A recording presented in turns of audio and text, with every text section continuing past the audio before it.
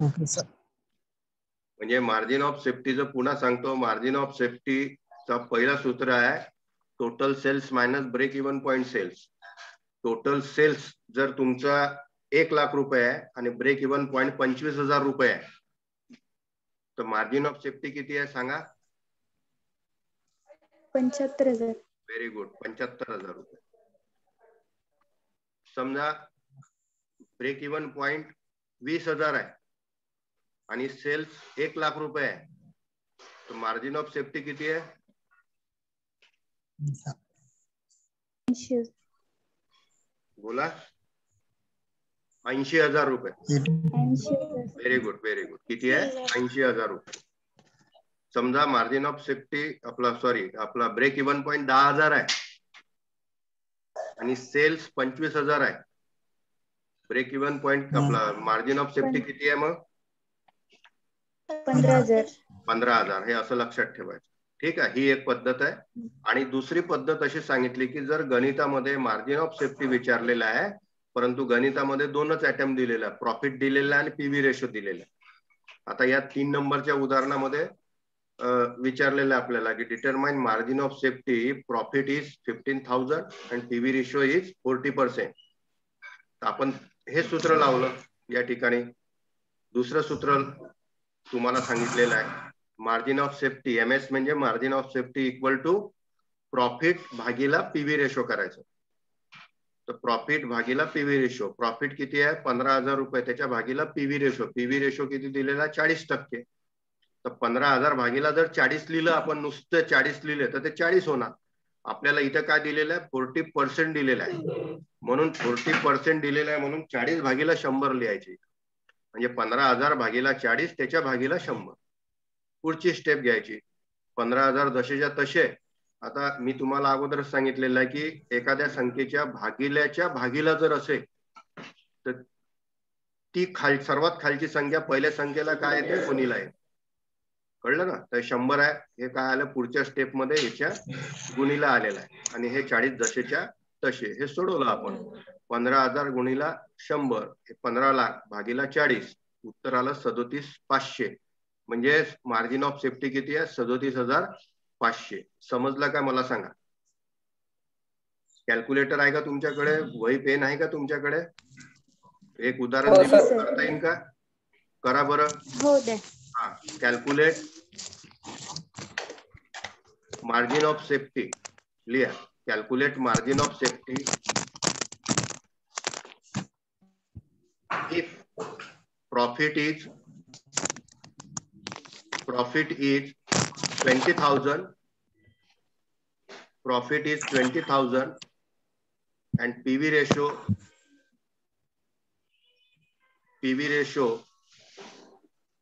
25%.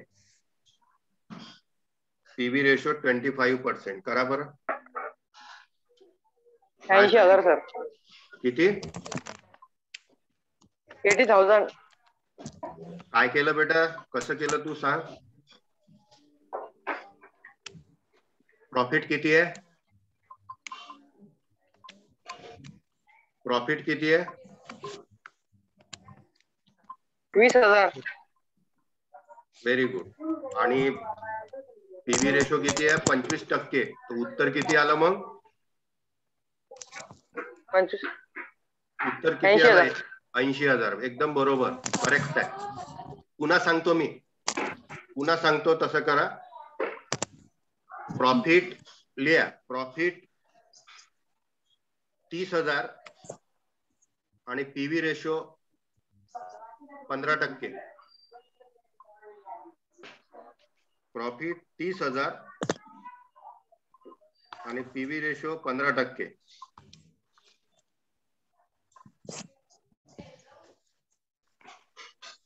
किती येते काढा.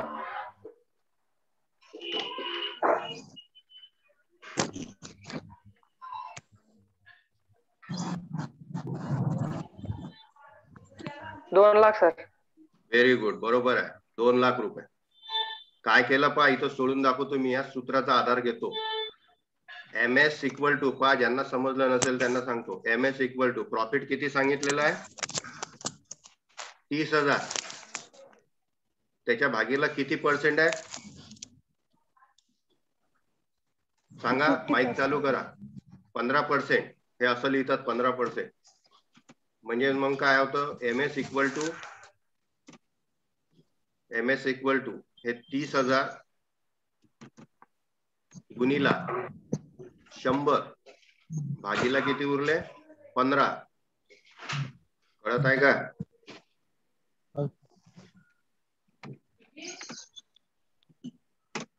किती होणार इथं 30 लाख रुपये. 30 लाख. 30 लाख. 30 लाख भागीला 15 किती येतात काढा. 2 लाख. किती येतात 2 लाख. समजलं ना. मार्जिन ऑफ सेफ्टी किती राहील 2 लाख. आता समजलं ना मार्जिन ऑफ सेफ्टी कसं काढतात. 2 पद्धतीनं काढतात. जे गणितात दिलेला तो फॉर्म्युला लावायचा आणि तो काढायचा. कळलं एवढं. समजलं ना. हा याचा स्क्रीनशॉट काढून राहू द्या तुमच्या माहितीसाठी. तुम्हाला म्हणजे घरी करता येईल. टाइम संपत चालला का आपला. ठीक आहे. समजलं ना एवढं. हे एमसीक्यू. हो सर. हा त्याच्यानंतर आहे पुढचं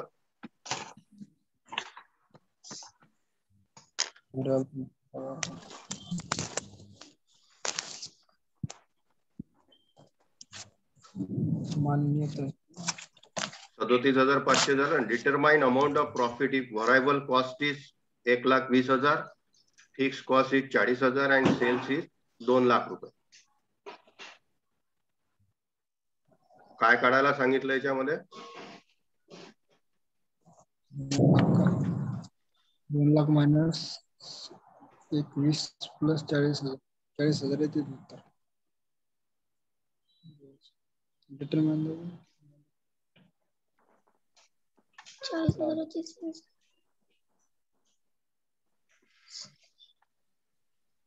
तुम्हाला मार्जिन ऑफ सेफ्टी सांगितलेलं आहे ना मागच्या गणितात.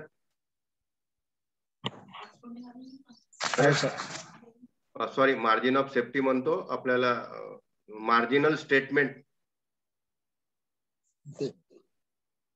माहित आहे ना. आठवते का.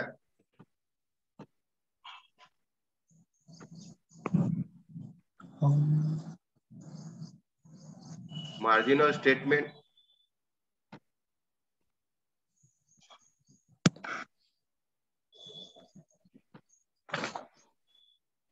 आठवते का म्हटलं. हे असं होतं मार्जिनल स्टेटमेंट. पहिले लिहितात सेल्स. दिसत आहे का. हो सर दिसत.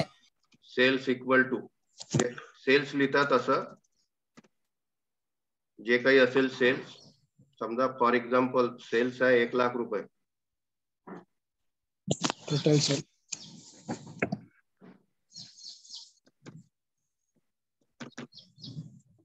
याच्यातून मायनस करतात व्हरायबल कॉस्ट. म्हणजे हा फॉर्म्युला आहे एका प्रकारे मार्जिनल सेफ्टीचा. मार्जिनल सेफ्टी म्हणतो मार्जिनल स्टेटमेंटचा. तर यातून मायनस केलं समजा आपण व्हरायबल कॉस्ट.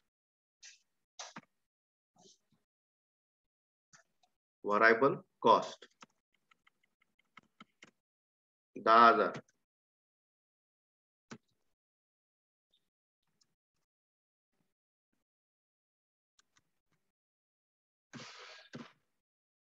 किती उरले 90,000. 90,000. समजा आता इथं ते खालची रेष ओढता येत नाही मी इथंच लिहितो 90,000 है ना. किती शिल्लक राहतात 90,000. आता या 90,000 काय म्हणायचं. याला म्हणायचं कॉन्ट्रीब्युशन. आठवत असेल तुम्हाला त्या व्हिडिओ मध्ये सांगितलं होतं मी तुम्हाला.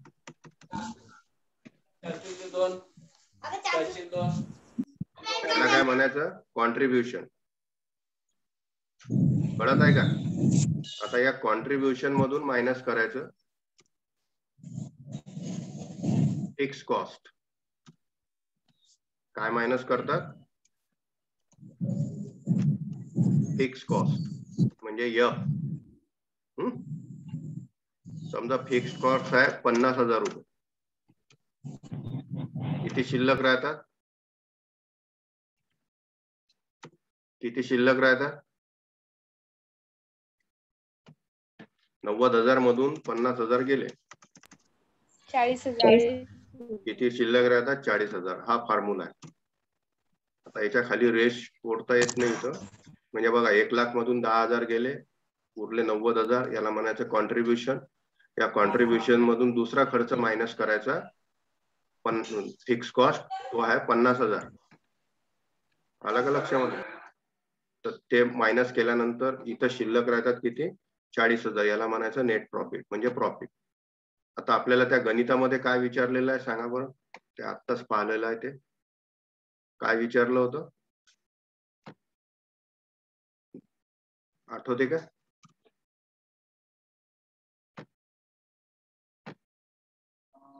माहित आहे का?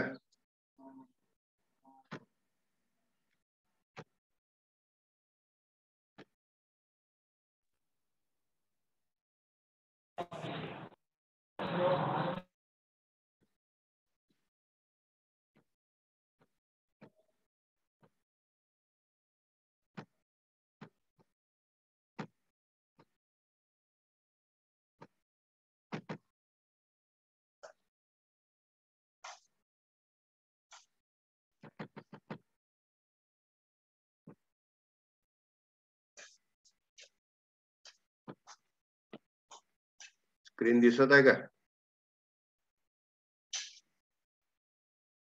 हो सर.